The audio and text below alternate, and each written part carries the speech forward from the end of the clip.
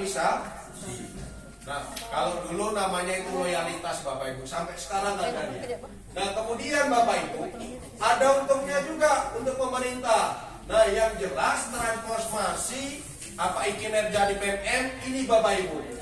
Salah satunya adalah berorientasi kepada peserta didik. Makanya di dalam kurikulum Merdeka Bapak Ibu, setiap kegiatan yang kita lakukan, kalau orientasinya tidak berorientasi kepada peserta didik, maka kegiatan itu tidak boleh dilaksanakan. Contoh, apakah ini ada untungnya dengan peserta didik? Tentu ada. Kenapa? Karena di PMM ini nanti yang diuntungkan adalah peserta didik. Bapak Ibu nanti ditanya bagaimana ngelola kelas, ada buktinya enggak? Kayak gitu Bu ya. Bagaimana nanti? Kemudian nanti kalau metode pembelajarannya, Bapak Ibu harus membuat jenis salah satu metode pembelajaran di dalam kelas, baru bisa di-upload meskipun satu. Tidak semuanya, ambil satu ini saja. Nah, orientasi. Nah, kalau seperti itu, ketika kita harus berorientasi kepada peserta didik Bapak Ibu, kepala sekolah juga harus berorientasi tentunya nanti penilaiannya kepada juga Bapak Ibu. Kami juga kepala sekolah juga harus berorientasi kepada satuan pendidikan, tentunya memperkuat keberadaan kepala sekolah dalam meningkatkan mutu pendidikan di satuan pendidikan. Jadi Bapak Ibu, paradigma pun sudah berubah. Kalau Bapak Ibu punya Perdirjen GTK 7607, pengawas juga punya Perdirjen GTK 7606. Keberadaan kami nanti untuk menilai bagaimana kinerja pengawas ada di 7606, kalau Bapak Ibu ada di 7607. Nah, ini saya cepat-cepat aja ini, nanti habis itu kita praktek. Nah, ini Bapak Ibu, apa sih variabel yang ada di pengelolaan ini kinerja Bapak Ibu? Nah, yang pertama Bapak Ibu, ini dia. Ya. Apa namanya? Yang pertama ini praktik kinerja. Nah, ini. Oh, yang ini Bu. Nah, ini. Ya, ada praktik kerja nanti Bapak Ibu, ini dia. Kemudian nanti sudah ada pengembangan kompetensi, kemudian Bapak Ibu yang ketiga ini perilaku kerja, inilah dokumennya. Kemudian dokumen, nah ini ada salah ketik nih, akuntabilitas. Setelah nanti Bapak Ibu membuat ini, keluarlah ini nanti penempatan predikat kinerja. Nah, penempatan predikat kinerja kayak gini Bapak Ibu. Mana ya? Mudah-mudahan ada Ibu. Nah, ini nanti ada predikat pekerja di dalam SKP Bapak Ibu. Nah, sangat baik itu nanti ada pengalinya ini 150, kalau baik 100, cukup 7, 5, kurang 50, kalau sangat kurang 25 pengali ini. Nah, saya akan nyatakan ke tempat Bapak Ibu bagaimana sih kita ngitungnya untuk dapat angka kreditnya nanti. Ini kan udah predikat, supaya nanti Bapak Ibu dinyatakan baik. Angka kredit saya berapa ya? Nanti otomatis Bapak Ibu. Nah, ini yang dinyatakan bukan kenaikan pangkat otomatis, enggak. Kalau kita nggak buat ini kan nggak ada otomatis. Kata orang dulu kita nggak usah buat apa-apa. Tiba-tiba 4 tahun kita naik golok. Oh, nggak bisa lah, hancur negara ini. Nanti pegawainya malas, gurunya malas, PGBS pintar bobok penghasilan sama. Pandai bodoh penghasilan sama, kan gitu, nggak cocok. Dibuatlah regulasi. Kalau lah gurunya membuat punya predikat baik dia, maka 4 tahun otomatis dia akan naik golongan. Makanya nanti akan banyak golongan Bapak Ibu yang guru ataupun ASN itu sampai bisa ke 4 ini. Kenapa? Karena 4 tahun kalau Bapak Ibu mengerjakan kinerjanya dengan baik. Sekarang begini, Bapak Ibu kira-kira muncul nilainya ahli pertama ini, kan gitu kan? Ahli pertama ini kenapa 12,5 Bapak Ibu? Ahli pertama itu golongan 3A, 3B, 3C. Itu ahli pertama. Nah, angka kreditnya kalau 3A kan 100. Kan gitu kan? Itu udah otomatis. Orang ketiga diangkat menjadi ASN, makanya yang P3K kan disamakan dengan ahli pertama ya. Yang P3K mana yang P3K? Pak Iko ya. Ahli pertama Pak ya. Dianggap Bapak Ibu golongan 3A. Berarti nanti ketiga Bapak Ibu yang non ini yaitu nanti dianggap golongan 3A kalau memang mau ini ngikutin penilaian ini. Kemudian dari 3A ke 3B Bapak Ibu itu kan 150, yang dibutuhkan angka kredit adalah 50. Makanya nilainya ini ahli pertama ini kan kalau dia baik kan ini pertamanya kalau dia baik 12,5 per tahun. Makanya dibilang kalau mengisi Bapak Ibu ini 4 tahun otomatis naik golong. Nah, kenapa 12,5? Kalau dikali 4 sama dengan 50. Betul nggak ya? 12,5 kali 4 berapa ya? 50 kan? Itu bagi yang ahli pertama. Bagi yang ahli ahli muda. Kenapa 25? Karena dari golongan 3C ke 3D. Sekali lagi 3C ke 3D. 3C paknya itu 300. Ke 3D harus 400. Makanya skornya ini 25 setahun karena mencari nilai angka kreditnya yang 100. Nah, itu dia Bapak Ibu. Karena mau cari 100 setahun Bapak Ibu kalau baik ini. Kan seperti itu. Nah, Pak, nanti kalau dia nilainya saya nggak baik, masa tega sih kepala sekolah ngasihnya cukup ya? Atau kurang, atau sangat kurang. Tapi ada juga. Kenapa? Karena dia nggak ini. Pak, bisa nggak saya baik? Nah, kemarin di cabang dinas, kalau ada sangat baik, nanti guru tersebut dievaluasinya sangat tinggi oleh pengawas. Kan seperti itu. Kalau bisa ya sedang-sedang aja lah ya kan. Nggak usah 1, nggak usah 3, 2 aja sedang-sedangnya kan. Maksudnya begini Bapak Ibu. Ketika nanti kita membuat rentang ini kan nggak ada.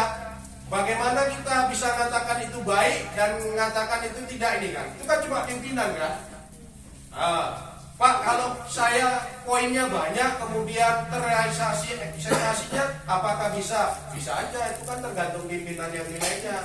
Cuma nanti akan ditinjau ulang.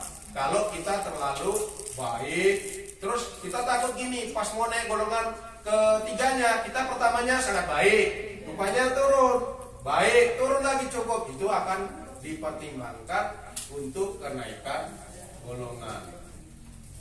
Jadi kalau bisa yang sedang lah ya, yang baik nanti jumbo kepala ini. Nah kemudian Bapak Ibu, misalnya gini, nggak apa-apa, ada yang mau kriteria sangat baik, misalnya begini ini skornya 25 tadi kan kali muda, kali 150 setahun dapat 37,5. Kalau lah dia mau ke golongan 4A, dia kan dari apa ini ya? Oh dari apa? Dari 3C. Kalau dia ini nggak usah nunggu 4 tahun, 3 tahun bisa naik golongan. Nah apa Pak kaitannya dengan priorisasi? Nanti gini Bapak Ibu, misalnya kita sudah punya modal paknya, nanti nilai kan nggak sampai 400 pakai angka, misalnya mau cari 100, ternyata kita sudah punya modal 87. Berdasarkan konversi nanti ada disepakatin Bapak Ibu yang golongan 4A ke bawah, nanti ada disepakatin dari dinas, sudah ada angka kreditnya di tahun 2022, kemudian 2023 kemarin dapatnya kalau baik ditambahin. Jangan-jangan nanti kalau dibagi Bapak Ibu bukan di bulan apa, tetapi di bulan 8 naiknya. Nanti kan ini bisa dibagi 12 Bu ya. Kalau setahun ini nanti dibagi 12 ini. Sebulan berapa dia? Ternyata nanti cukupnya di bulan April atau di bulan Juni ya. Di bulan Juni dia diangkatnya. Kalau dulu kan enggak ada hitung-hitungan cukup ininya kan. Cuma nanti ada syaratnya Bapak Ibu. Contoh kayak saya mau naik golongan sudah cukup dinilai. Ternyata kendalanya ini Ketiga, berubah jabatan JF guru dari misalnya ahli pertama ke ahli muda, nggak bisa naik golongan terus, harus ikut uji kom. Masalahnya uji kom itu harus ujiannya mendaftarnya melalui SIM PKB. Nah itu kan sulit kan? Cuman kemarin dinas-dinas pendidikan mengusulkan kalau bisa direkomendasikan dari dinas pendidikan yang mau ikut uji kom baru keluar. Karena untuk daftarnya agak ini sulit di SIM PKB itu. Nah dulu pakai SIM PKB ya, termasuk ibu apa sudah pertama sudah melakukan uji kom, lulus Bu ya? Oh belum ya. Jadi uji kom udah ikut ya. Nanti terkendala cuma itu nanti jabatannya. Cuma nanti ada solusi dari dinas, nanti didaftarkan di dinas. Kalau kita mungkin dari cabang dinas nanti ya melalui operator dinas lah tentunya, nanti akan dilaporkan. Kemudian nanti yang akan ikut ujian JF ya ini. Nanti apakah tetap Kemendikbud soalnya karena dia harus mengukur kemampuan Bapak Ibu guru juga. Kalau ada perubahan, mungkin paradigma Bapak Ibu juga harus berubah seperti itu. Ya Bu ya. Nah, seperti ini. Jadi nanti kalau dia cukup ini aja. Misalnya ini kenapa 25? Karena dia ahli muda. Kalau dia ini ganti. Lihatkan ininya. Tapi Ibu nggak usah hitung-hitung lagi sebenarnya. Kenapa? Karena ini udah otomatis di SKP. Kalau dulu kan ngitung-ngitung kita kan. Sekarang enggak otomatis. Terus keluarlah pak kita. Bisa nggak kita protes? Misalnya sudah keluar, nggak sesuai itu kan, bisa kita protes? Online susah, tetapi kalau nanti Bapak Ibu di-ekinnya dinilai oleh atasan, ini sorry Ibu Kepala ya, mana Bu Kepala ya, misalnya Bapak Ibu dinilai cukup, Bapak Ibu boleh menyanggah, tapi nyanggahnya nggak boleh datengin kepala. Bu, kenapa saya gini? Langsung disanggah di kinerja itu tadi. Apa nama istilahnya ya? Coba dibuka, lupa saya. Apa Bu Yos kalau yang nyanggah itu? Kalau kita nggak setuju? Enggak, ini yang lalu diekin tadi, udah hasilnya keluar, kita nggak setuju, sanggah di situ. Cuma jarang dilakukan itu. Padahal formnya udah dikasih. Buka kinerja BKN kemarin. Ada di situ pengajuan keberatan. Oh namanya pengajuan keberatan atas penilaian pimpinan atasan. Kalau pengajuan keberatan, tapi kayaknya nggak ada Bu ya. Baik-baik semua kan. Mudah-mudahan baik lah ininya. Jadi seperti itu Bapak Ibu ya. Kalau ini Bapak Ibu nggak usah ngitung. Cuman saya kasih tahu hitungannya seperti itu. Kemudian nanti kita bisa jatuh kenaikan golongan bisa di bulan 10, bisa di bulan 12. Nah, apabila memang butuhnya harus setahun, angkanya itu baru genap dengan Pak hari yang harus naik itu. Terus pertanyaannya adalah nih Pak, itu kan kalau bagi PNS ya namanya ya. Kalau P3K itu apa? Untuk apa? Kan gitu ya. Bapak Ibu, kita tidak tahu ke depan. Pemerintah sudah membuat aturan ini, maka kalau sudah dibuat ini, maka kesejahteraan Bapak Ibu juga akan diperhitungkan. Nanti Bapak Ibu, misalnya begini, selama ini kalau di pemerintah pemerintah Aceh ada namanya TC, maka nanti harus mengeluarkan ini. Kalau sekarang P3K nggak dikeluarin ya, ke depan informasi ada uang makan diberi oleh Bapak Ibu guru. Misalnya uang makan untuk Januari, maka harus dilihat kinerja Bapak Ibu atau profesinya nanti. Bisa saja tunjangannya berbeda-beda. Bisa berbeda-beda. Nah, kenapa? Karena yang P3K juga ada sertifikasi. Yang dari pusat cuma gaji mentok sama sertifikasi kan. Nanti ke depan ada regulasi untuk kesejahteraan Bapak Ibu. Nah, produk ini sudah dibuat, sudah hukumnya. Cuman apa nanti dapatnya kita tidak tahu. Yang jelas Bapak Ibu harus membuat ini. Ya, harus membuat ini saja. Nah, kemudian bagi yang Bapak Ibu kontraknya mungkin keberadaan Bapak Ibu, mungkin nanti Bapak Ibu akan ini kan ujian rekrutmen tenaga P3K besar-besaran ini untuk guru dan Randy kalau tidak salah, mungkin ini salah satu pertimbangan nanti data Kemendikbud. Kita kan nggak tahu nilai kita berapa kan hasilnya. Kalaupun keluar, tapi yang menentukan nanti ada di Kemendikbud Bapak Ibu. Jadi Bapak Ibu, inilah peraturan yang harus kita selesaikan oleh Bapak Ibu nantinya. Nah kemudian ini ada Bapak Ibu mengenai poin. Ini sebentar ya. Tadi poin belum ya. Sebentar baru kita nanti praktek. Nah Bapak Ibu, ketiga ini praktik kerja ini kan ada poin ini. Nah ini ada poin Bapak Ibu. Ya, di atas ini Bapak Ibu. Ini kan ada contoh Ibu Sri, ya, usianya 35 tahun.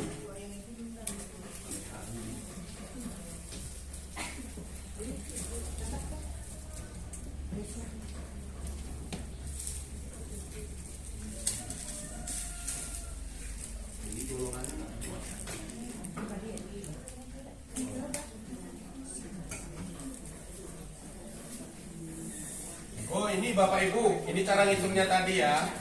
Nah ini kan nanti Bapak Ibu, ini kan yang pertama kan ini jabatannya apa ya untuk NS nih ya. Ini guru ahli Madya, berarti golongan 4 ini ya.